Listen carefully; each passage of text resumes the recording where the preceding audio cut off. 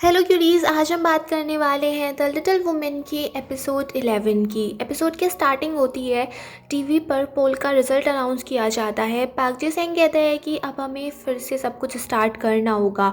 तभी सेंगी उसके सामने एक ब्लू ऑर्किड कर देती है। पाक जी सेंग हंसते हंसते उसे उठा लेता है और मरने ही जा रहा होता है और कहता है कि तुम्हें प्रोटेक्ट करने के लिए मैं अपनी जान तक दे सकता हूँ। मैंने बचपन से बस यही सपना देखा था कि तुम्हारे साथ इस घर में रहूँ, तुमसे शादी करूँ और तुम्हें और जनरल को प्रोटेक्ट करूं। और फिर वहाँ से कूद जाता है। फिर दिखाते हैं इन हाई ने सेंगे को पेंटिंग भेजी थी जिसे देखकर वो बहुत ही ज़्यादा फूट फूट कर रोने लगती है। फिर दिखाते हैं सेंगे स्वयं से कहती है कि तुम मेरे हस्बैंड को काफ़ी ज़्यादा मानती थी, उनके काफ़ी करीब थी, उनकी डेथ से तुम मुझसे नफ़रत तो नहीं करती हो ना। स्वयं कहती है कि मैंने अपनी लाइफ में बहुत ज़्यादा डेथ देखी है और मिस्टर पाक जे सेंग की डेथ तो हमारा फेथ और भी ज़्यादा मजबूत करती है। उन्होंने सबको बचाने के लिए अपनी जान तक कुर्बान कर दी। अगर आप मुझसे थोड़ा अनकंफर्टेबल फील कर रही हैं तो आप मेरे साथ कुछ भी कर सकती हैं। सेंगी कहती है कि नहीं, तुम इसी जॉब के लिए तो बनी हो, तुम जितना क्रूअल रूथलेस तो मुझे और कौन मिलेगा, मैं तुम्हें पूरी आज़ादी दूंगी। जिसे स्वयं सुन के काफ़ी खुश हो जाती है। वो कहती है कि इसका मतलब ये है कि अब मैं इंजो और इनक्यूंग को मार सकती हूँ। सेंगी कहती है कि अभी उनको मारने का टाइम नहीं आया है और अभी हम उनको मार भी नहीं सकते हैं, वरना सब लोगों को मुझ पे ही शक होगा। अभी थोड़ा उनके साथ खेलने का टाइम है और ये बहुत ज़्यादा एंटरटेनिंग गेम होने वाला है। फिर दिखाते हैं इंजू अपने पैसे के गायब होने का शौक ही मना रही थी कि इतने उसके घर पे पुलिस आ चुकी थी। इंजू इनक्यूंग को फ़ोन करती है और कहती है कि यहाँ पे पुलिस आ गई है मुझे पकड़ने के लिए, अब मैं क्या करूँ। इनक्यूंग कहती है कि थोड़ा शांत रहो और वैसे भी क्या पता वो रियल पुलिस भी ना हो, मैं बस अभी आ रही हूँ वहाँ पे। तभी पुलिस गेट खोलकर अंदर घुस जाती है। इंजो इनक्यूंग से कह ही रही थी कि मैं अब क्या करूं, मेरे पास तो अब पैसे भी नहीं है, डोयल ने सारे पैसे निकाल लिए। और इतने में पुलिस इंजू को पकड़ कर ले जाती है। दूसरी साइड दिखाते हैं डोयल अपनी मॉम के साथ कार में था और तभी उसकी कार को कोई दूसरी कार चेस करने लगती है और फिर वो डोयल की कार को ठोक देती है जिससे डोयल का एक्सीडेंट हो जाता है। इंजू इनक्यूंग को बताती है कि पता नहीं क्या हुआ, जैसे ही पाक जे सेंग मरा मैंने अपने पैसे चेक किए तो पैसे वहाँ से गायब हो गए थे और तभी पुलिस ने मुझे पकड़ लिया। अब मुझे सारा ब्लेम अपने ऊपर लेना पड़ेगा और मुझे पता भी नहीं कि वो पैसे कहाँ पे हैं, मेरे पास पैसे भी नहीं है। मुझे डोयल पे भरोसा ही नहीं करना चाहिए था। इनक्यूंग कहती है कि डोयल अपनी मॉम के साथ एयरपोर्ट पे जा रहा था तभी उसकी कार का एक्सीडेंट हो गया, बट वो अभी किस हॉस्पिटल में है इस बारे में मुझे कुछ नहीं पता। इंजू कहती है कि इसका मतलब डोयल ने मुझे धोखा नहीं दिया। और फिर वो याद करती है कि सेंगे ने मुझसे कहा था कि अब मैं देखूँ आगे आगे क्या होने वाला है। और फिर वो इनक्यूंग से कहती है कि प्लीज़ डोयल का पता लगा लेना, वरना मुझे बहुत ज़्यादा टेंशन होती रहेगी कि कहीं वो ज़िंदा है या मर गया।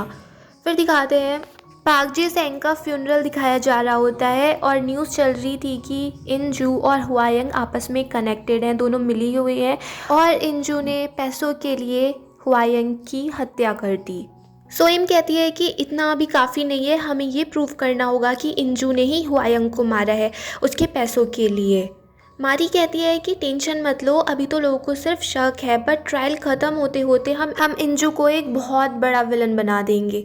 सेंगे इतने से भी खुश नहीं थी। वो कहती है कि मुझे ऐसी न्यूज़ देखनी है कि इंजू और इनक्यूंग ने प्लानिंग करके मेरे हस्बैंड को मार डाला और साथ में मेरे भाई का भी यूज़ किया।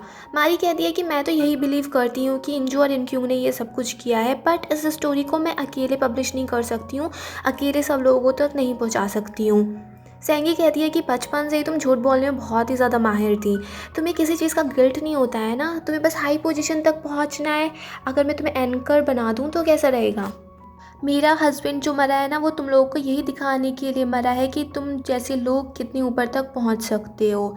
हमारी जियोंग्रियन सोसाइटी यही तो दिखाती है। फिर दिखाते हैं इंजू को उसका वकील बता रहा था कि इस सब में तुम्हें 20 साल की सज़ा हो सकती है। इंजू कहती है कि बस मैंने पैसे ही तो चुराए थे और वो भी कोई और ले गया, मेरे पास है भी नहीं, इतने छोटे क्राइम के लिए इतनी बड़ी सज़ा मिलेगी क्या। उन रुपये से मैंने बस अभी तक एक आइसक्रीम, लिपस्टिक और एक विंटर कोट ही खरीदा था जो मुझे पहनने के लिए भी नहीं मिला। पब्लिक डिफेंडर कहता है कि प्रोसिक्यूशन तुम पर गबन का आरोप लगा रहा है। इंजू कहती है कि जो क्राइम मैंने किया ही नहीं उसको मैं क्यों मानूं। पब्लिक डिफेंडर कहता है कि इतना बड़ा केस कई सालों से सामने नहीं आया, इसलिए लोग बहुत ही ज़्यादा भड़के हुए हैं, तुम बिल्कुल स्पॉटलाइट में हो क्योंकि तुमने इतने ज़्यादा रुपए चुराए हैं कि उससे लाखों करोड़ों लोगों की एनुअल सैलरी बन सकती थी। कोर्ट भी सब लोगों को शांत रखना चाहती है, इसलिए वो इस केस में बहुत ज़्यादा कड़ी कार्रवाई करने वाली है। इसलिए अगर तुम ये मान लो कि तुमने ये सब कुछ किया है, कन्फेस करो, तो तुम्हें शायद थोड़े कम टाइम के लिए सज़ा मिले। नेक्स्ट डे कोर्ट में प्रोसिक्यूशन प्रूफ दिखाता है कि वो पैसे इंजू के अकाउंट में ही थे, उसी के नाम पे थे, उसी के नाम पे घर था, उसी के नाम पे कार थी और वही बैंक से जाकर अपने पैसे निकाल रही थी और उसकी एक नाम पे एक कंपनी भी थी। और हुआयंग ने जो पैसे लॉकर में रखे थे उसको भी इंजू ही निकाल के लाई थी। पूरा केस इंजू के खिलाफ था। तो फिर कोर्ट में दिखाते हैं 10 मिनट का ब्रेक हो जाता है। इंजू कहती है कि ये सब कुछ मैंने ही किया है और फिर वो अपने पब्लिक डिफेंडर से पूछती है कि अगर मैं डोयल को बुला लूँ और डोयल मेरे पक्ष में गवाही दे तो शायद कुछ हो सकता है। पब्लिक डिफेंडर तब उसको बताता है कि वो तो प्रोसिक्यूशन की साइड से गवाही देने वाला है, जिसे सुन के इंजू बेचारी शॉक्ड हो जाती है। फिर दिखाते हैं जब कोर्ट से इंजू को जेल में लेके जाया जा रहा था तभी उसे एक नोट देने की कोशिश की गई थी बट वो फेल हो जाती है। फिर दिखाते हैं इनक्यूंग ढूंढ रही थी कि उसने हुआयंग को कहाँ पर देखा था। इनक्यूंग को पता चलता है कि हुआयंग उस बैंक सेविंग केस में एक विक्टिम की फैमिली मेंबर थी।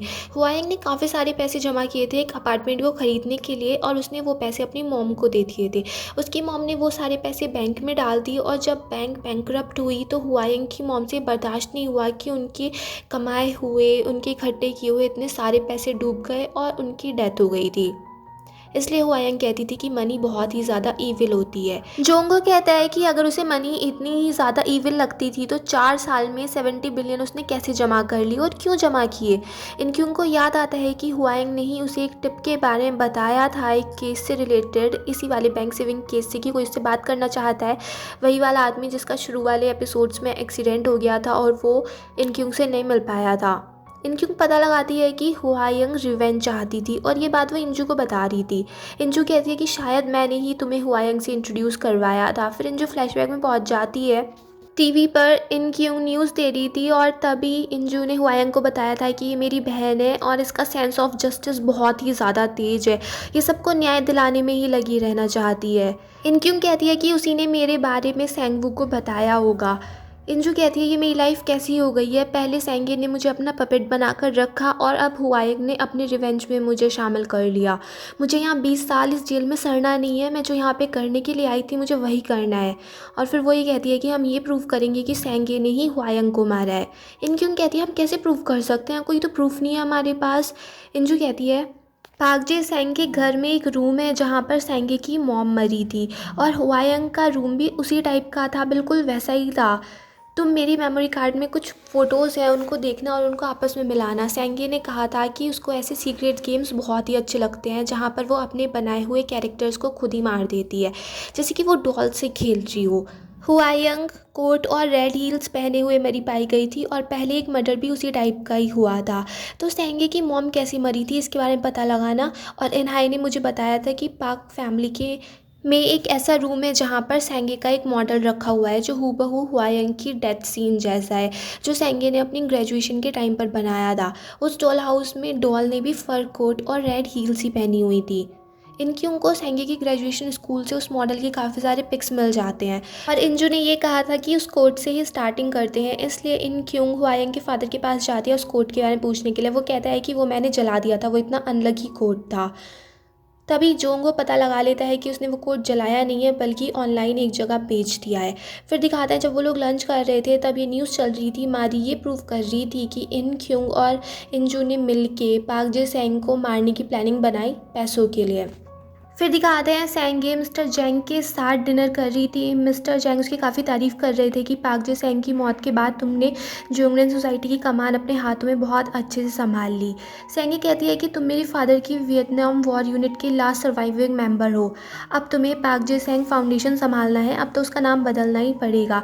मिस्टर जेंग भी कहते हैं कि हाँ मेरी नज़र बहुत अच्छी है, मैं टैलेंटेड बच्चों को आसानी से पहचान लेता हूँ, इसलिए वो स्कॉलरशिप फाउंडेशन मेरे पास ही होना चाहिए। और मिस्टर जेंग कह देते हैं कि अगर मैं तुम्हारी और कुछ हेल्प करूँ तो मुझे बता देना। सेंगे कहती है कि बट मैं बिल्कुल भी खुश नहीं हूँ, मेरा हस्बैंड मर गया, मेरी बच्ची घर छोड़कर चली गई और अब मैं सिर्फ दवाइयों पर जी रही हूँ। मेरे लिए तुम्हें इनक्यूंग को हैंडल करना होगा। मैंने सुना है कि तुम सबसे ज़्यादा खतरनाक मेंबर थे, तुमने CIA से भी ट्रेनिंग ले रखी है, तुम्हें हर टाइप के टॉर्चर मेथड पता है, तुम्हें पता है कि सबसे ज़्यादा पेन कैसे हो सकता है। जब तक मैं इनक्यूंग को दर्द में नहीं देख लूँ मुझे शांति नहीं मिलेगी, तुम्हें उसको मेरे लिए हैंडल करना होगा। और यहीं तक पार्ट 1 फिनिश हो जाता है। अभी थोड़ी देर में पार्ट 2 आ जाएगा, तब तक के लिए बाय बाय।